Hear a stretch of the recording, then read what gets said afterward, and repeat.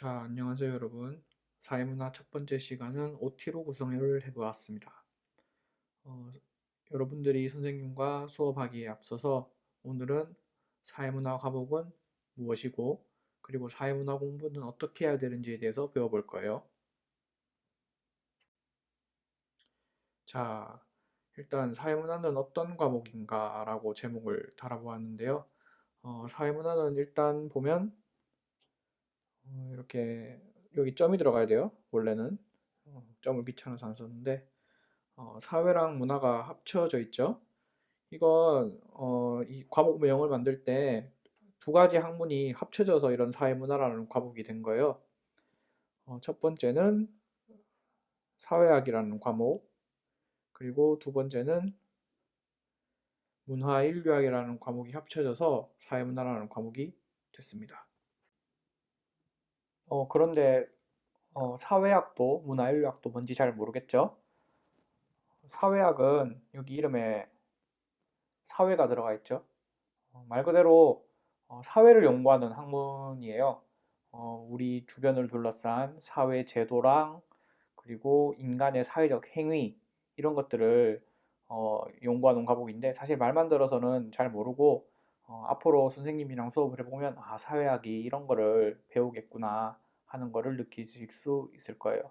이 문화인류학은 우리가 동물의 행동을 연구하는 학문을 동물학이라고 부르죠. 마찬가지로 그럼 인류란 존재는 어떤 존재인가? 인간을 한번 연구해보자. 그러는 게 문화인류학인데 사실 우리 사회문화 과목은 이렇게 이름이 사회문화로 되어 있지만 이 사회학의 내용이 거의 80% 정도 그리고 문화인류학 내용은 조금밖에 안 들어가 있습니다. 20% 정도인데 사실 문화인류학에서 정말로 가르치는 내용을 거의 안 다룬다고 봐도 될 정도로 사회학의 내용이 주를 이루는데요. 어, 그래서 이 사회문화라는 과목은 결국 이 사회학의 베이스를 두고 있는 고등학교 과목이라고 볼 수 있어요. 그런데 이 사회문화를 공부하는 게 왜 중요할까? 여기에 대해서 선생님은 오늘 여러분들이랑 얘기를 나누고 싶은데요. 여러분들은 그냥 이렇게 생각을 하겠죠. 사회문화를 공부하는 거는 뭐 왜 중요할까? 이렇게 질문을 던졌는데 어, 수능 혹은 어, 내신 학교 시험에서 나오니까 이렇게 그냥 생각을 할 거예요. 그냥 시험 잘 치려고 공부하는 거지. 자, 그런데 이거는 한번 생각을 해봐야 될 게, 어쨌든 뭐 대학에 잘 가는 것도 여러분들한테 중요한 일이겠지만, 사실 이거는 우리 국가 교육 과정에서 이 사회문화라는 과목을 편성해 놓고 경쟁을 하기 때문에 그러는 거잖아요. 그런데 사실 경쟁은 뭘로 하든 일단 등수가 나오기만 하면 경쟁은 뭐로든 할 수 있어요. 예를 들어 게임 롤이라든지 오버워치라든지 이런 것도 등수가 나오고 랭크가 있죠. 그런데 그걸로 여러분들이 대학을 가진 않아요. 그거는 이제 대학에서 필요로 하는 능력, 그리고 우리 사회에서 필요로 하는 능력과는 상관이 없기 때문이죠. 그런데 이런 우리가 할 수 있는 경쟁 방법 중에는 수많은 다양한 방법이 있음에도 불구하고 왜 하필 우리나라는 이런 사회문화라는 과목을 만들었고 그리고 이걸 국가교육과정에 편성하고 여러분들한테 가르칠까? 이 사회문화라는 과목 자체가 갖는 중요성이 분명히 있기 때문이죠. 이 사회문화 과목의 중요성은 사회문화 과목의 대부분을 차지하는 사회학에서 나온다고 할 수 있는데 이 사회학에서 가르치고자 하는 가장 중요한 포인트는 다음입니다. 사회문화 과목을 통해서 기르고자 하는 능력은 바로 이 사회학적 상상력이라는 능력인데요. 이름에 상상력이 들어가요. 무언가 상상해 보는 것 같아요. 그렇죠? 그런데 어, 그냥 상상력이 아니잖아요. 앞에 사회학적이 붙었잖아요. 이거는 무슨 소리냐면 개인이 겪는 일상생활 속에서 혹은 개인이 겪는 문제 속에서 앞에 사회학이 붙었죠. 사회적 배경을 읽어내는 능력이라고 정의할 수 있을 것 같아요. 그런데 이게 무슨 소린가 싶죠? 자, 우리가 살아가면서 여러 가지 일상생활을 하죠. 사람들을 만나고, 그리고 뭐 지금은 학교를 못 나가고 있지만 학교도 가고, 나중에 크면 취직도 하고, 이렇게 일상생활을 살아가잖아요. 그리고 또 때로는 어떤 문제들도 마주할 거예요. 자, 예시를 하나 들어봅시다. 자, 어, 어떤 20대 청년이 있어요. 자, 이 사람이 여러 군데에 취직을 도전했는데 다 실패했어요. 실업자야. 어, 실업이라는 문제를 겪고 있죠. 그러면 보통 사람들은 내가 번번이 취직을 시도를 해도 잘 안 되더라. 그러면 뭐라고 생각을 할까요? 보통은 내가 노력이 부족했구나. 내가 노력을 더 했었으면. 아니면 내가 그때 선생님 말씀 잘 듣고 공부 열심히 할 걸. 학벌이 안 좋아서. 뭐 이런 것들을 생각을 하겠죠. 보통 우리는 어떤 문제를 겪으면 뭐야 이거 다. 내 탓. 내 잘못이구나. 내 개인의 문제구나. 이런 식으로 생각을 하기 마련이잖아요. 자, 그런데 자, 여기서 우리는 이 사회적 배경을 읽어야 된다는 거죠. 자, 현재 뭐 청년 실업이 심하다 이런 말이 뭐 들려온 지가 뭐 10년이 넘은 것 같아요. 선생님 때도 그랬고 지금도 그러죠. 어, 자, 그러면 자, 나 하나 이 실업 잘 안 되는 거면 내 문제일 수도 있는데 자, 이렇게 실업을 좋은 직장을 구하지 못하는 사람들이 많다는 거는 우리 사회에 어떤 뭔가 원인이 있지 않을까. 이렇게 한번 생각을 해보는 것이 사회학적 상상력이라고 할 수가 있어요. 자, 실업 얘기를 했는데, 자, 여러분들은 지금 내가 어떤 대학을 가야 될까, 그리고 뭐 공부를 어떻게 해야 될까, 이런 것들이 고민일 수 있을 거예요. 자, 그런데 이런 내가 갖고 있는 고민들은 지금 내가 현재 2020년에 살고 있기 때문에 내가 갖고 있는 고민인데, 자, 예를 들어서 내가 뭐 고려시대 사람이었다. 조선시대 사람이었다. 자, 이러면 내가 나중에 어떤 직업을 택하지? 이런 걸 고민을 했을까요? 아니죠. 그냥 부모님이 정해주는 직업 따랐겠죠.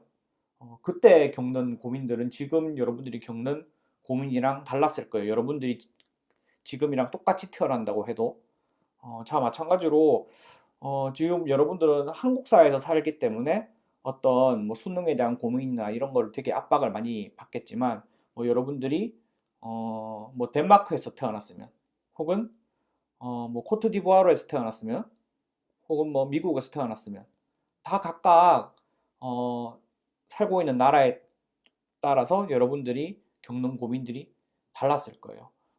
내가 살아가는 일상생활 혹은 문제라는 게 굉장히 많은 것들이 사회랑 연관이 있더라. 그래서 어, 이런 것들을 알아보는 게 내 삶을 살펴보고 그리고 내 인생을 설계하는 데도 그렇고 남들을 바라볼 때도 굉장히 도움이 되더라.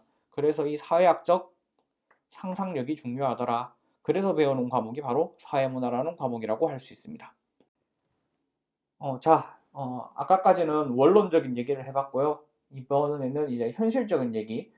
당장 어쨌든 대한민국 사회에서 살고 있는 고등학생이면 이 수능을 고민 안 할 수가 없겠죠. 그럼 이 수능의 관점에서 사회문화라는 과목은 어떤 과목일까에 대해서 한번 얘기를 해볼게요. 자, 일단 사회문화는 사탐능력 중에 응시자수가 2위입니다. 엄청 많이 쳐요. 거의 50% 넘게 사회문화를 선택을 하는데 생륜이라는 과목이 등장하면서 2위로 밀려났는데 그전에는 사회문화가 1위였어요. 생륜이 등장하는 바람에 아쉽게도 2위가 됐습니다. 자, 이렇게 많이 치는 이유는 뭘까요? 네, 쉬워요. 굉장히 사회문화에서 배우는 내용들이 어렵지가 않습니다. 공부를 그래도 교과서에 대한 예의만 갖추는 정도라면 사회문화 문제를 틀렸을 때, 야, 이걸 어떻게 풀어? 진짜 이건 어렵다. 이렇게 해서 틀린다기보다, 아, 이거 아는 건데. 뭐, 듣고 나면, 아, 그렇네. 그래서 틀리는 게 다예요. 그런데 그만큼 쉽기 때문에, 우리나라 수능에서는 1등급을 만들어 줘야 되잖아요. 그래서 그 1등급을 만들어 주려고 쓸데없이 꼬아서 어렵게 나오는 문제가 한 문제에서 두 문제 정도, 이 표 문제가 나옵니다. 이거는 사실 사회문화의 과목의 본질과는 사실 크게 상관이 없고 정말로 1등급을 만들기 위해서 내는 문제예요. 음, 사실 이거 대학 교수들도 못 풀어요. 어, 그런데 여러분들은 나중에 선생님과 수업을 하고 몇 가지 스킬을 알면 네, 풀 수 있게 만들 겁니다. 하여튼 이 어려운 문제 이것 빼고는 굉장히 쉬운 과목이다. 쉬운 과목이라는 건 뭐냐면, 자, 사실 여러분들이 지금 고3이라고 해서 다 공부 열심히 하고 있는 거 아니죠? 어, 여러분들은 잘 아는데 포기한 학생들 많은 거 알아요. 하지만 사회문화는 누구나 할 수 있다. 어, 공부를 포기한 학생도 지금부터 하면 충분히 고득점을 올릴 수 있는 그런 과목이다. 용기를 주는 과목이다. 네, 그렇게 말을 하고 싶고요. 자, 그러면 이 사회문화라는 과목을 어떻게 공부를 해야 하나? 자, 사회 선생님들이 되게 좋아하는 말이면서 여러분들한테는 굉장히 안 와닿는 그런 말일 수도 있는데 이런 말을 많이 들어봤을 거예요. 개념 공부하는 게 진짜 중요하다. 자, 그런데 개념은 암기하지 마라.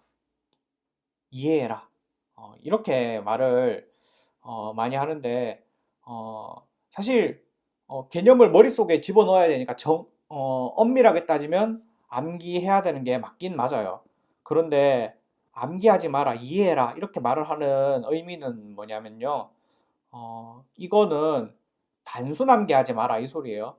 그러니까 교과서를 읽고 교과서는 어떤 개념에 대한 정의가 실려 있잖아요. 혹은 수능 특강에 잘 정리되어 있잖아요. 그거를 그냥 달달 외우지 마라. 절대. 절대 외우지 마라. 그냥. 어, 그러기보다 이해해라. 이 말인데, 그럼 도대체 이해란 게 뭐냐? 내가 이해했다는 기준은 뭐냐? 그거는 선생님이 여러분들한테 어떤 개념을 설명을 해주잖아요. 그거를 여러분들이 이해한 대로 다른 친구한테 말로 풀어서 설명할 수 있으면 그게 바로 이해를 한 거예요. 그런데 이 다른 친구한테 말로 풀어서 설명을 해준다고 했죠. 이거 자체가 과학적으로 인정된 굉장히 효율적인 공부 방법이거든요. 선생님은 혼자서 공부를 할 때도 어떤 개념을 읽고 나면 어, 뭐 같이 공부하는 친구들한테 설명을 해주거나 아니면 친구가 없는 경우가 더 많잖아요. 그러면 혼자서 이제 공책에다 필기를 하고 혼자서 이 개념에 대해서 책을 보지 않고 설명하는 연습을 굉장히 많이 했어요. 이거 자체가 굉장히 개념 학습에 효과적인 방법이거든요. 여러분들도 공부를 할 때 한번 이런 식으로 공부를 해보세요. 이제 남한테 설명을 해본다. 꼭 남이 없더라도 그냥 설명을 하는 상상을 해봐도 돼요. 자, 그리고 또 과학적으로 입증된 가장 효율적인 공부 방법은 이 분산 학습이라는 공부 방법인데요. 분산 학습이 뭐냐면 이거는 집중 학습의 반대예요. 집중 학습은 이런 겁니다. 자, 오늘은 수학의 날이다. 수학 달린다.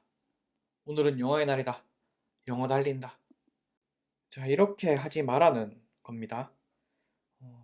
그보다 분산학습이 효과적이라는 건데, 자, 이 분산학습을 어떻게 하냐면, 자, 1단원, 자, 공부하고, 2단원 공부하고, 3단원 공부하고, 자, 이렇게 보통 순서대로 하잖아요. 자, 그런데 1단원 공부하고 2단원 공부하고 3단원 공부하고 4단원 공부할 때, 자, 예를 들어 1단원 처음에 공부했어요. 그다음 2단원 공부했어요. 자, 그러면 3단원 공부하는 게 아니라, 자, 1단원 한번 복습하고, 자, 그 다음 3단원 공부하고 나서 또 2단원 복습하고, 또 1단원 복습하고, 자, 이렇게 어떤 내용을 공부할 때 일단 공부할 내용을 잘게 쪼개고 이렇게 조금씩 공부해 가면서 계속 이전 거를 복습해 가면서 공부를 할 때 가장 머릿속에 오래 남고 효과가 좋더라. 이런 겁니다.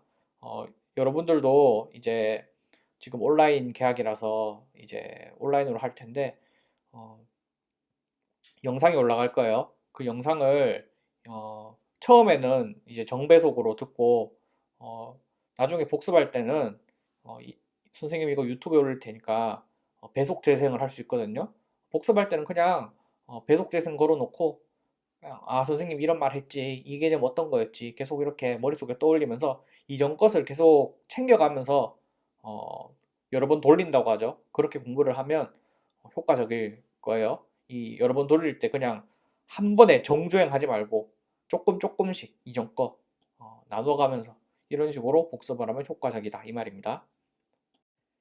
자, 아까는 그럼 공부하는 방법이었고 이번에는 그러면 수능용으로 사회문화를 공부를 하려면 무엇을 공부해야 되냐? 여기에 관한 자, 얘기입니다. 자, 많은 학생들이 크게 실수하는 부분이 뭐냐면 처음부터 이 수특을 봐요. 그런데 이 수특은 문제집 자체가 첫 번째는 일단 이거는 어렵습니다. 수록되어 있는 문제들이 어려워요. 그리고 어, 이거 수특은 요약되어 있죠. 요약. 이거 자체가 처음 공부할 때는 조금 독약이 될 수가 있어요. 처음에 어떤 개념을 접할 때는 어, 정말로 그 개념이 원래 설명하려는 게 뭔지를 깊이 이해하는 게 중요하거든요. 그래서 처음에는 이제 교과서랑 그리고 선생님 수업 이게 제일 처음에 중요합니다. 왜냐하면 결국 사회문화는 개념으로 시작해서 개념으로 끝나는 과목인데 이 개념을 깊이 이해하는 게 중요하거든요. 이게 안 되면 이거는 사실 아무 의미가 없는 거예요. 그래서 1순위는 무조건 교과서랑 선생님 수업입니다. 교과서를 선생님이 직접 이렇게 다뤄주지는 않을 건데 교과서에 나와 있는 내용이 결국 어, 수업으로 구현이 되는 거잖아요. 수업을 듣고 교과서를 한번 읽어보고 이해 안 되는 거 선생님한테 질문도 하고 하세요. 자, 이게 1순위고, 자, 그 다음 2순위는 기출문제입니다. 기출문제. 자, 기출문제가 왜 중요하냐? 그러면 기출문제는 현재 존재하고 있는 문제 중에 가장 잘 만든 문제이기 때문입니다. 이 기출문제를 만드는 데는 그냥 선생님 한 명이서 만드는 게 아니에요.